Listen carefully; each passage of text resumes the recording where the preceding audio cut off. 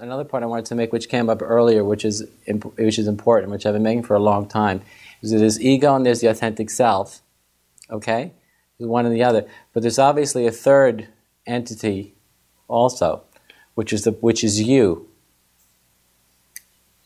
because you are aware of the part of you. You are aware of and can be in touch with the part of you that has no doubt about the evolution of consciousness, wanting to be free more than anything else, which is the authentic self. You are aware of the fears and desires of the ego, which doesn't want to have anything to do with wanting to be free more than anything else. That's the part of you that's making the choices. You understand? So that's why the role, we were speaking about this, I think yesterday, about the role of choice or free agency or volitionality is so all important. Because it's not just that there's an ego or just as an authentic self. There's you, whoever you are. So it's you who's having these different experiences of your own self. Right? Does that make sense? Yes. It's not that there's only the ego or only the authentic self. It's more complicated than that. Because there's you who's bearing witness to both and experiencing both. So when you, whoever you are, give attention to the fears and desires of the ego, you begin to experience them, feel them, right, as you identify with them.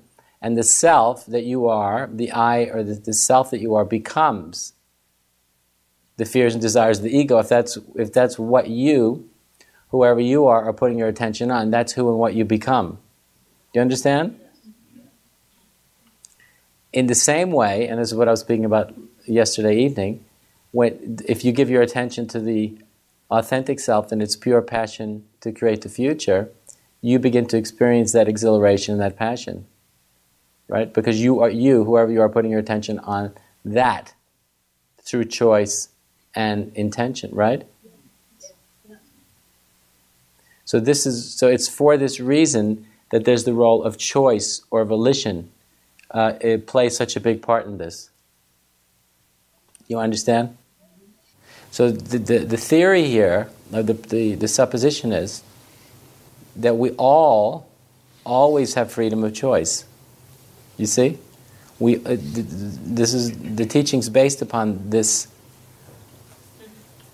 conviction, this recognition, this understanding, and ultimately this agreement that we all always have freedom of choice. Because you say, you are not the ego, you are not the authentic self, you're that free agency that's choosing to identify with the fears and desires of the ego and then becoming a manifestation of the fears and desires of the ego in real time, or you are choosing to identify, in this case, with the authentic self or the desire for freedom more than anything else, and becoming a manifestation of that.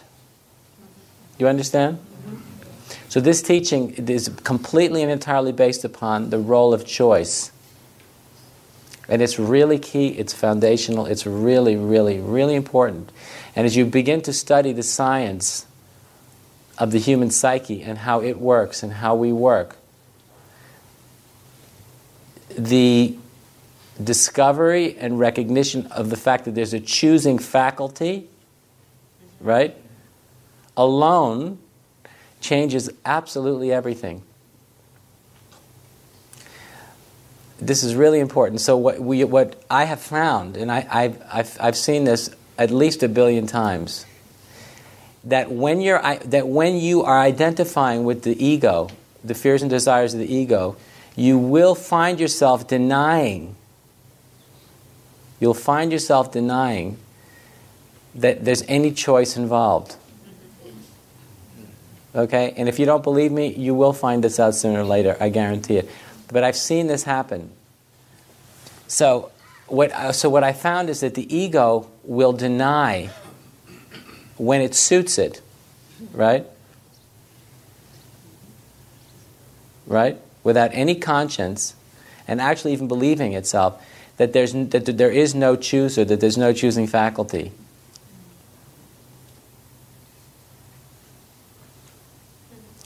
Now, the minute that the self denies the role of choice, we can't have this discussion. The discussion comes to an end like this, okay? The evolutionary context dissolves immediately. And that's why this is really, I don't know how many of you actually understand what I'm saying, but it's very, very important. So a very big part of what makes this teaching work has to do with enlightening, which means bringing light to this choosing faculty in the self.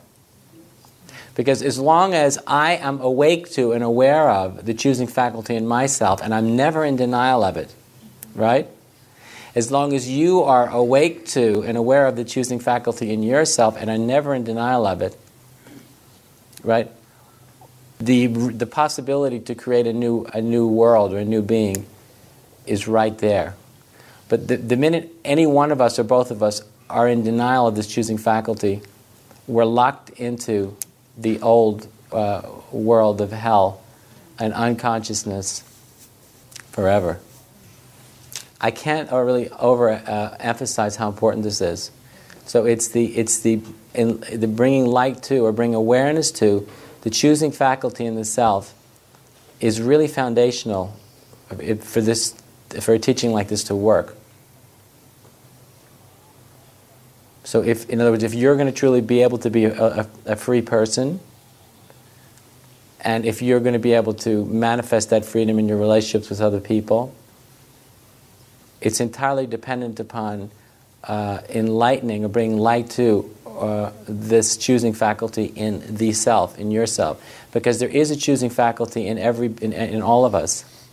Most of us are in denial of it, and it suits us. You see, if you don't want to be free more than anything else, anybody who doesn't want to be free more than anything else, or authentically interested in evolution, the evolution of consciousness, very few people actually are not going to want to bring light to this choosing faculty or choosing dimension.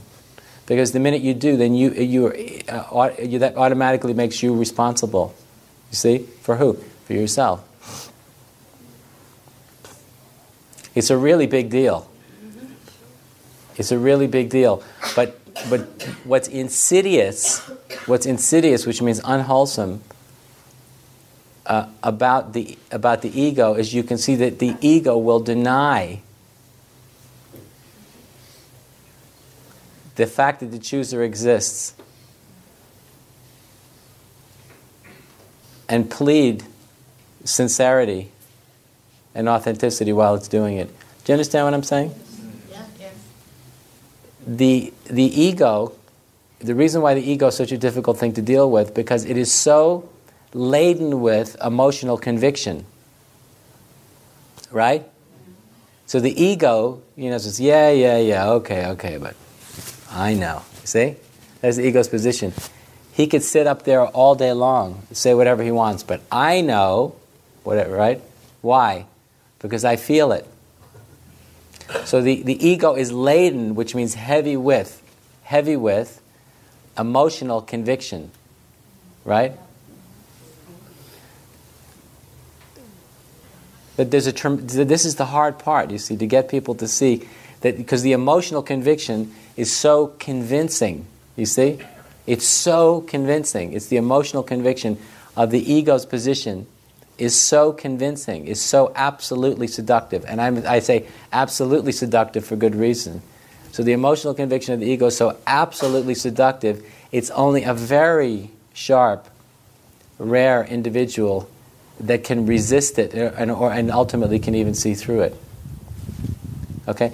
So the only way through, in the challenging moments, the emotional conviction, the overwhelmingly seductive emotional conviction of the ego is through the unearthing or the enlightenment or the bring light to, bring awareness to the choosing faculty. So it couldn't be a bigger deal to this. I'm talking about this is the technically, people want to know, how do I do this? I'm telling you, this is the answer to your question.